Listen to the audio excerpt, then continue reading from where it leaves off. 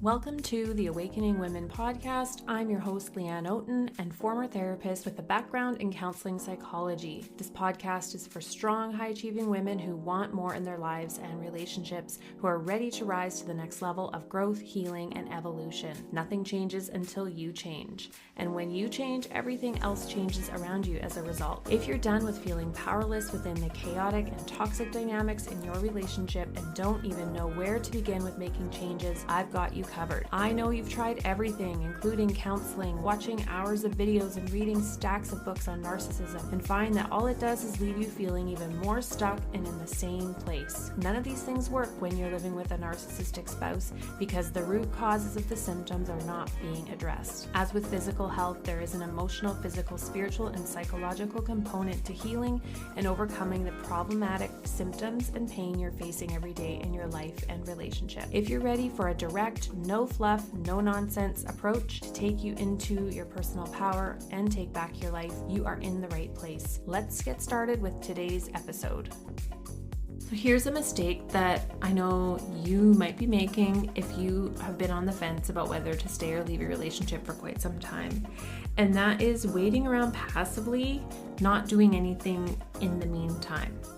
And what I mean by that is you're not creating your no matter what plan, which is your plan that you are going to put into place now and start working toward no matter what it is that you decide to do about your relationship. That's where the power lies in breaking the toxic pattern in your relationship by starting with you. So you got into this relationship and have stayed in it because of patterns within you that have kept you there. We have to take 100% ownership for this. We can say, oh, it's the trauma bond, and oh, they're a narcissist and they drag me in and they keep dragging me back in and sucking me back in. But the truth is that we allow ourselves. We allow ourselves to be manipulated. We allow ourselves to be intimidated and lied to and threatened and coerced. We allow ourselves to be controlled, and we are the ones that allow that to continue. So if that triggers you, then that might be somewhere to start looking, right? It is our choice where we decide to be, who we decide to spend time with, even though it might not feel that way right now. I get that it might not. I get that it might feel insurmountable, like you have a mountain to climb, like Mount Everest, to be able to even consider leaving. And I know you go back and forth between flip-flopping, should I stay, should I go? But that's not getting you anywhere. We know that it's not. It's exhausting. It takes away from your daily life. It messes up your work schedule, your ability to focus at work. It puts your job in jeopardy, your career in jeopardy, because you're not mentally there, right? And eventually you're not physically there either. You will end up with health issues that you will have to miss work for. This is the inevitable thing that starts to happen. If you have kids, they will start to have difficulty. They may start to not want to be at school, or they might start having their own health issues or mental health issues due to the environment. So this is the danger of just passively waiting around. And I know you might think that you are doing things when you are trying to have discussions with him and get him to read books, and you're trying to find him someone he can work with or go to counseling or whatever it might be. You know the things that you've done. And you might think that you're doing something, but where's that gotten you so far? And it's important to take that self-inventory, to look at things, all things, not just our relationships, things that aren't working or that just seem to be staying stagnant, and look at, okay, why is that?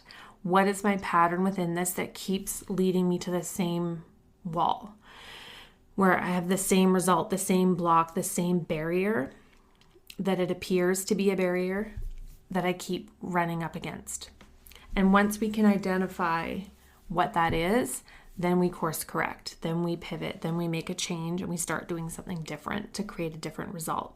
So we have to push through that initial barrier that comes up, which has come up for you many, many times when you have thought about leaving. Maybe you've come close. Maybe you've had that moment where you're like, that's it, I'm done. I'm so done. I'm out of here. And you start looking for houses. Maybe you're looking at houses. You start looking at your finances and figure out how you can do this. And you start to take some steps. But then somewhere along the way, you end up going back into the dynamic. So you have to know what that is for you. And in Washington, our leaders are fighting the obesity epidemic by making sure that their health plans cover obesity treatments. If they would only do the same for the rest of us, we wouldn't have to make this ad. Tell our leaders, update Medicare policy to include obesity medications now. Paid for by the Health Equity Coalition for Chronic Disease.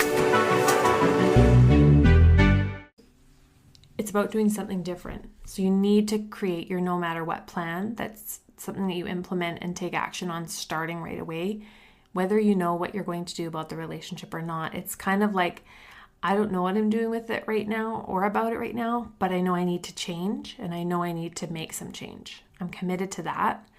And this change is going to happen whether I'm in this relationship, whether I'm choosing to stay in it for now or for several years or even forever.